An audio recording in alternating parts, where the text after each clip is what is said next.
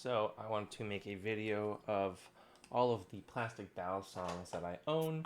Uh, However, I have some unexpected trades coming up, so I'm going to do a multi-part video, I guess. Maybe I will splice it into one video, but I probably will do two videos because on the way is a calico, or nope, a Tay Flipper and a Chroma. But in the meantime, I am also going to be temp trading my edit, uh, and I'm trading my Squiddy A. I also had a Squiddy G earlier, but I traded that because once I got past the novelty of the cat face and the rarity of it, it just didn't flip it. I didn't like it that much. It is smaller than the Squiddy A, and it just it kind of slapped. Actually, here's the breakdown. What are the different Squiddies? There's Squiddy, which is like like all of them, but the rounder head and no nose. Squiddy A, I like to say, is amber. It's got the ultim handles, which is nice and smooth. Squiddy B is black. Squiddy U is blue. If you play Magic the Gathering, you're used to those. Let's see. Let's say Squiddy C is clear.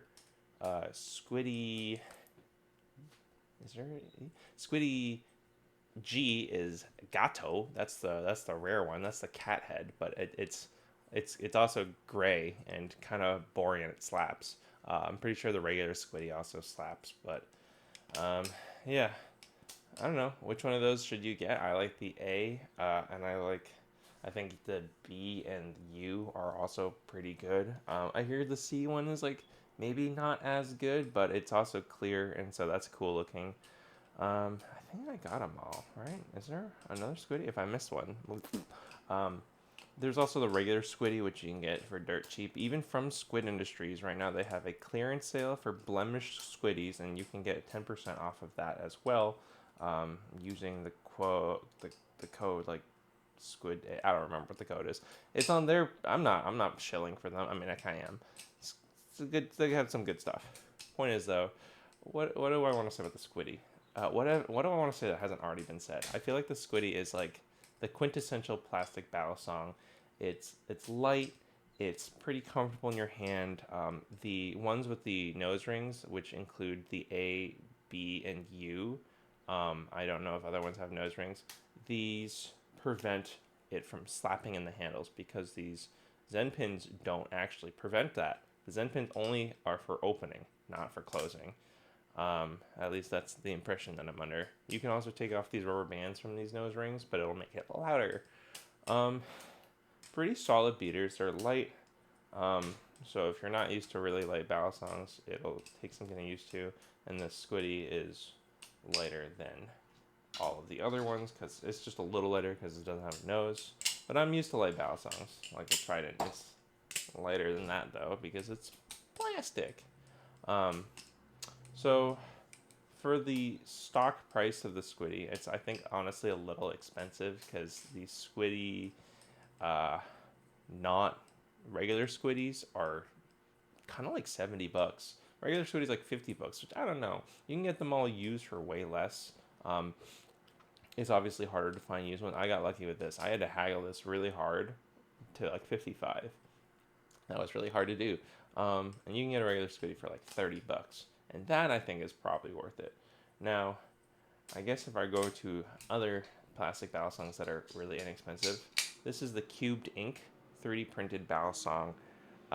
It is on Etsy. Right now, for some reason, CubedInk is not selling fully built ones. I don't know why. They have some loose handles and parts, I think. But this is really cool because it's completely customizable. It's like $18 before shipping. That's good. For the price, this is actually a pretty competent flipper. Oh, I should say these are on washers. This is a pinless-ish design. It's like the pins are printed into the handles. And it has like these sort of blocky pivots. This does mean that it has a decent amount of play, and it can bind if you over tighten it because it's not even got washers. But it comes in a bunch of colors. So what's also interesting is I guess you could say that there's tap. I don't think there's tap. Heck, I mean, there's kind of tap on this. Kind of, just because it's already like touching, basically. The handles are designed in such a way that it compensates to fit exactly this blade shape. So like on the bite side, it looks like this because it pokes out. You don't have that overlap, but on the safe side, it like slots in basically exactly. This basically means that if you don't like it being really loud when it slaps, because it does slap when you close it, you can't put a rubber band on it anywhere because it fits exactly perfectly. There are rubber bands down here. It comes with rubber bands. I took one off. I use this as a bite indicator, kind of. But it's very noisy. That said, though, for the cost, this is honestly, like, anyone looking for anything under $50, this is my recommendation. You could get a Squiddy for under $50 if it's used, but for retail, this thing retails for like sub 20, and it's way better than Amazon garbage. I'm having a hard time flipping it just because I'm bad. Honestly, it's not because of the balancing. It's because I'm bad. It is a little rough on the hands, so I had to sand it down. But again, under 20 bucks. This is pretty good. Next, I'm gonna cover I'm gonna do the Zippy Cycloid 1.6. Now, I'm gonna be honest right now. I'm not a huge fan of the 1.6, but I hear the version 2 is much better. The version 2 has a bunch of balls in here, which help balance out the blade. And there's an HD version, which I hear people have been saying really positive things about. What can I say about the Cycloid? The Cycloid is really light, but it feels kind of cheap almost with this plastic. Now this I think retails around 70. I'm not sure what the 1.6 is worth right now. Honestly, at this market, probably like 30 if even. It feels, the thing that stood out to me immediately is that it feels really spongy when you open it, and that one's like, ugh. I got kind of used to it, but it is really nice and non-threatening, and it does look like a children's toy, which also helps with the non-threatening feel. I'm not crazy about this blade shape, even the versions after this. I don't know. It has like an interesting bite indicator, but I just don't think the balls in the blade look that good. But I think it flips well, and it's very comfortable. It's very light. This one's very light especially, but it's very comfortable and soft, and like obviously getting hit in this head, it's like it doesn't hurt at all because it's very, very soft. It's like it's solid. It's hard, but like again, that hurt more than I expected, but not even that bad. Ow. But yeah, this is I would say while I don't like the aesthetics of the later ones, I've heard good things about it. I just can't really say much to it. Maybe in the future I can cover it when I have access to one. The next standard-ish one I want to get is the Edit Lite. This retails for $50, and there is the Edit, which is $75 and has a modular weight system, and it weighs 3.0, whereas the Edit Lite weighs like 2.65 ounces. I thought this might be too light, but due to the sheer size of this thing, it actually feels quite like hefty almost to like throw around. Like these handles are longer. The blade's like relatively the same, but if you can see, if you look really closely, you might not be able to see. I can see that there are 2 brass bars inlaid into this. The Edit is cool because you can customize it completely. You can do the colors, you can do the blade shape. There's also a Kanto blade shape, which I have like here. This is what the other blade shape is. I have not bothered to put it on. This one has 3 in here. This might be for the Edit. But the Edit Lite, at least, has what looks like 2. I'll have to try this actually at some point. But I've never bothered because I heard the Crescent blade actually flips much better. Better, at least that everyone says so. And it looks less threatening too, and I think it just is it kind of makes me think of like the weapon from the Dark Nuts use in Twilight Princess and Wind Waker. But besides the blade shape and the color, You can do the candle colors, but there's also what kind of jimping you want, and it includes not just the sides but the face. So this one has, oh god, it's hard to show in this lighting. Please. This one has grooves and it has like this crosshatch here on the face. I'm so sorry that you can't see it. Okay, there's the jimping, and you can maybe see the grooves. You can also choose what kind of channels you want here. Your speed channels. This is line dot dot dot line. There are 4 of each. There are 4 choices. This one is just for the faces. What kind of face channels do you want? These are just solid lines. I bought these from Telestro, who has since officially stepped down from Blade Bias. He is going to be missed. I don't really know him personally very well, but I really appreciated his content, and I hope he's happy doing the next thing he does. But it's funny because his choices are basically exactly what I have done, except the color. I might have done a different face line, but that's not a huge deal because I think this is just 1. They don't have names; it's just 1 through 4. These also have fixed weights in the bottom for the Edit Lite, but despite its lightweight, it actually feels incredibly good. More than its lightweight, that stands out to me is the size. These two are some chonkers, and to compare with a aluminum Balisong, this is the Trident next to the Edit Lite. It's so much smaller, and this feels way more light and agile to flip, while this is fewer ounces and it does feel lighter. You're throwing around a much bigger Balisong. So that's something to be aware of. But because of how big it is, it feels sturdy. I can't really say if it's a good beater or not because I don't beat my knives. I don't daily drive them necessarily either because I don't leave the house often. I work from home. So yeah, the Edit Lite feels good. I don't have a regular Edit, but I have this prototype Edit that, once again, I got from Telestro.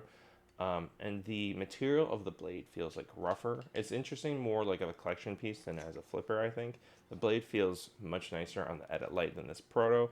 And on the prototype, you can tell it's the prototype because it has this nose instead of the bars inlaid inside.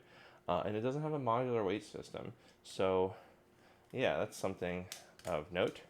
And maybe I will try throwing it on the Tanto at some point. But because the Proto has a weight on the nose instead of throughout the beams, it has more tip weight, so that you can. It just feels different. I believe Ethan Blade Bias on Blade Bias has covered how he feels about it, but I don't have a regular Edit to compare it to. That said, it is slappier,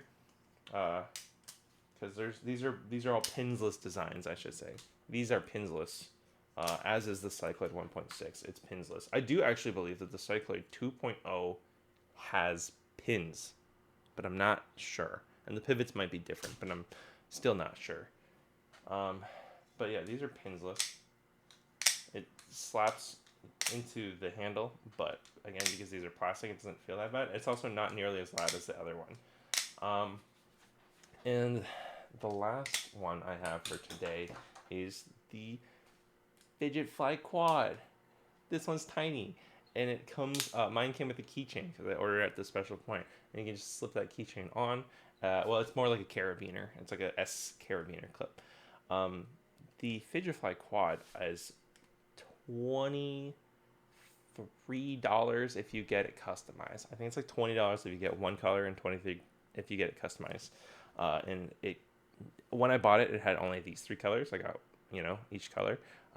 He has since added red and blue. I would have made a blue blade if I had option back then. That's okay. What can I say about this? Like the other 3D printed one, these might be 3D printed, but they are really high quality. It's $50 and $75, and yeah, $75 feels expensive, but this does feel really nice. It feels pretty premium. I would pay $50 for an Edit Lite. This is $20, so it's much cheaper, and it's made by a high schooler, which I think is insane. Like I was not that accomplished when I was in high school. Also, Blocks, my modder, Blocks Toys, they're really young. I'm not gonna say their exact age, but I'm just like, Jesus Christ, how are they so accomplished at such an age? And I also just am a big fan of the mod work. This wasn't exactly how I wanted it when it first came out, but I was like, they worked with me, and good customer satisfaction, good customer service. Point is though, back to the Fidget Fly. It's really light. It has these 3 ball bearings down here and 1 ball bearing in the nose. This thing fans better than I expected, because I would have expected the weight to be much heavier. Actually, to compare to the size, my Boker Yoda is the same size, more or less. This one can't fucking fan for shit though, because it's so ass weight, and there's like no weight on the on the blade. Like you can chaplain. I'm scared because that knife actually cut me up pretty badly when I dropped it on my leg. But this is so non-threatening, and it's more of a challenge to like flip it because it's so small, but it's fun, and you can take it anywhere, and it's super non-threatening, and like, let's see if I can do an aerial, like, kind of, no. I mean, you can. It's hard. The thing is, oh, there we go. That was a pretty decent aerial. Is this worth getting? It's $23, so if you want something small, light, and novelty, yes, it's not at all like this. It's not at all like this. But it's its own thing, and it is a Balisong, and it doesn't try to be anything else, which I appreciate. And even other mini Balisongs, like this thing doesn't weigh at all like anything. This thing is more like an EDC knife that also just happens to like a Yoda.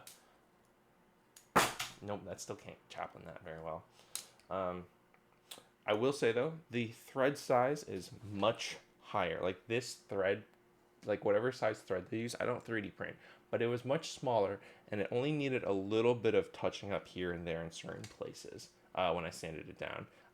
Like again, I have sensitive skin, so I had to sand down some of the edges to make them softer, and some of the corners so that they weren't so pointy. But even then, it wasn't too bad. It was mostly just a little bit of touching up. This one, however, has a much thicker thread size, and so the margin of error feels bigger. It's also interestingly how it's designed specifically to fit the blade, in that it like doesn't really have like a full channel. It just kind of sits in, so the side, like it pokes out the side. Now, some of these corners were kind of rough, and some of these edges were kind of rough, and due to the print, it had some blemishes. Like there is like this weird blemish in the blade. And so, I did talk to Fidget Fly, and I said to him about some of my my critiques. But all in all, I really enjoy this. And if you want a funky little guy, like I'm in Massachusetts, which it is not legal to carry a live blade Balisong. You can own them, you just can't carry them. This sort of thing, like I obviously I have trainers, like I've walked around with trainers. But you know, if you're worried, like this thing looks like the most toy-like toy, more of a toy than this does. And oh, I have one more after this. I do recommend this if you want a fun novelty item. It is obviously not a standard flipping experience remotely, but it's cute. The last thing, sorry, I thought this was the last thing. The last thing is the peony. And I don't really have much to say. I believe that this might have been affected by heat because of how this corner looks kind of melted. And I don't know if that has affected the build quality, but like it feels extra floppy from what I expected, and that might just be because it has existed in a hot environment. I'm not sure. The peony is this bendy boy. Oh my god, look how she bend. She bend. You can bend her into weird fucking shapes. You can do whatever you want. She does kind of snap back eventually, like she's kind of bending back-ish. And I will say, this is also feels like a novelty flipper. I don't enjoy flipping this. I enjoy having it because it's weird. but I don't enjoy flipping it because it feels soggy. That's the best way I can describe it. But it flips. It does flip, and even if you bend it into stupid shapes, you're gonna make a CSGO knife shape. If you were to just bend it like this, it still flips. So if you want that, it's a novelty item more than a flipper, and that's by NDK Arts. I don't recommend this as a collection flipper, unless you like weird shit like me. And even as someone who loves weird shit, this is kind of on thin ice. I love it because it's weird, but that's kind of the only thing it has going for it for me, is that it is weird. Sorry, I keep hitting the fucking thing because I'm right-handed and I don't have the space to put it on this side. Yes, that's really all I have to say about these. In our next plastic Balisong episode, which I guess will be a part 2, I will be covering the Tay Flipper, and I will be covering the... what else I have coming in? The Tay Flipper. Oh, and the Chroma. My Chroma is unfortunately kind of melted because Blocks apparently left it kind of like near a heated surface or something. So it's bent in one corner, but I'm excited to cover those. And I was waiting until I had everything. I was supposed to get a Calico, but then the USPS lost it or destroyed it or something. So hopefully maybe I will have a Calico or a Cycloid 2 or HD to review as well. And so yeah, thanks for tuning in. This has been Chell Wong's Cool Knife Corner, and I hope you have a lovely day flipping. So cheers. Oh, also please throw a couple bucks towards my coffee so that I can keep reviewing Balisongs. Peace.